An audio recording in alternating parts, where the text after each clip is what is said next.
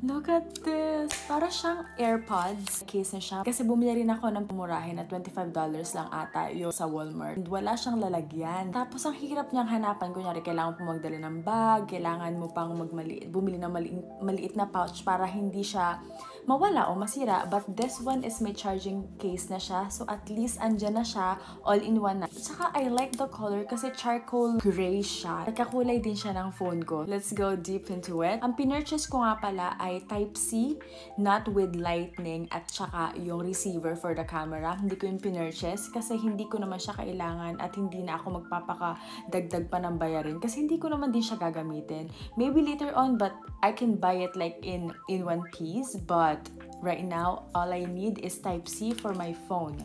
So, specifically, this is designed for Android. Also for iPhone, this is good for iPhone 15, 15 Pro, Pro Max, ganyan. So, ito talaga yung binili ko.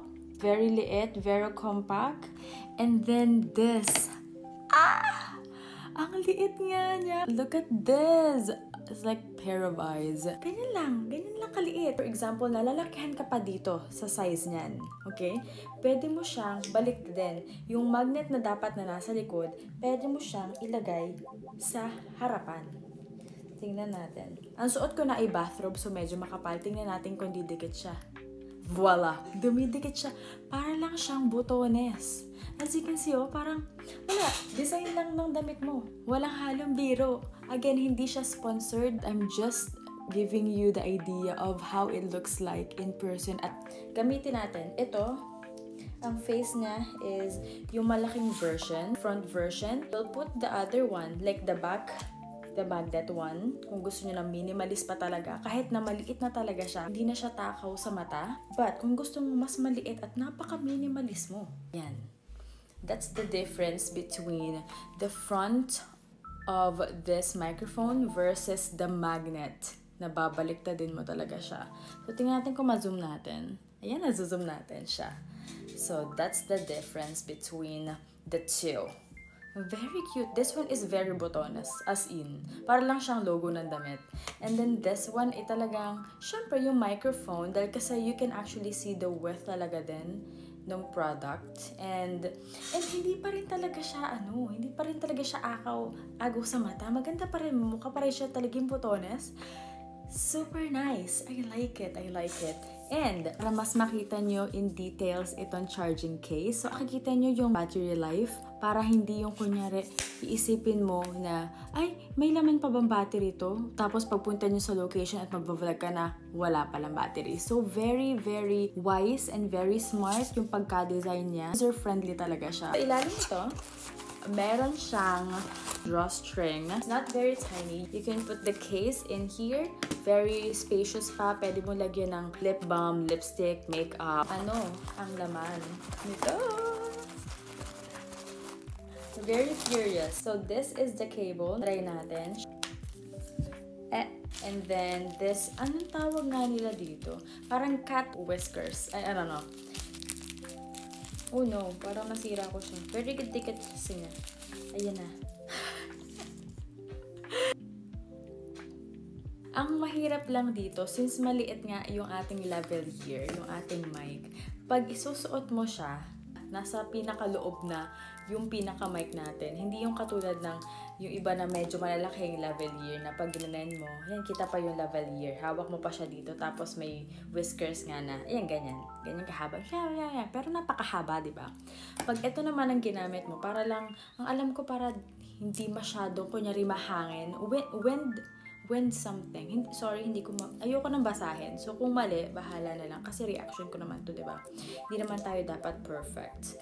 So, anyways, hindi ko siya masuot. Bakit hindi ko siya maisuot? So, garterized naman siya, pero hindi ko siya masuot. Medyo baka nape-pressure lang ako. Kunyari, isuot ko na siya sa totoong buhay. Ganyan yung mangyayari. Napakalaki nitong, ano bang tawag dito? Para hindi tayo mabash for this video. Windscreen. Saan ang galing yung cat whiskers?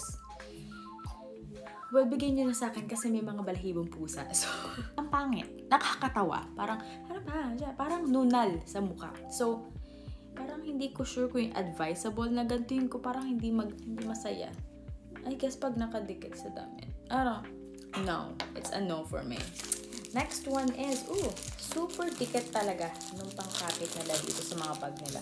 We have clips. So, if we want clips, meron naman sila. So, nakalagay naman din yung tatak ng Holy Land. Kung talagang obsessed kayo sa Holy Land at gusto nyong ipakita sa buong mundo na may Holy Land kayo, then, it shows. It shows. Very cute din. Very cutesy. And this one, very hindi ako fan. Kasi nakita ko na to. Parang, first time ko makita yung ganitong, like, what do you call it? Lace or chain or quintas. Dalawa pala siya. For sure, kasi nga dalawa. Hindi ako fan nito kasi ang pangit. Hindi siya nakaka-minimalist. Hindi siya nakaka-aesthetic. Parang, I don't know if I would like it. Sana naging, black na lang para wala nang iba-ibang color. For sure, I'm gonna need this, maybe. So there you have it. Thank you for watching of me unboxing my Holy Land Lark M2. And kung ikaw ay nag-iisip pa, pagbibili ka ng mga ganito na talaga pag-iipunan mo at hindi yung tipong, alam mo yun, you have all the money in the world at kailangan mong pag-isipan pa ang mga bagay-bagay, then I think this is best for you. So sana nakatulong ang vlog na ito para makapag-decide ka kung gusto mo talagang bilhin itong Holy Land. And I think madami ko pa rin napanood ng mga videos na magko-convince sa'yo kung gusto mo talagang bumili. Thank you for watching. Do follow me in all of my socials. Everything is at Mary Cristel.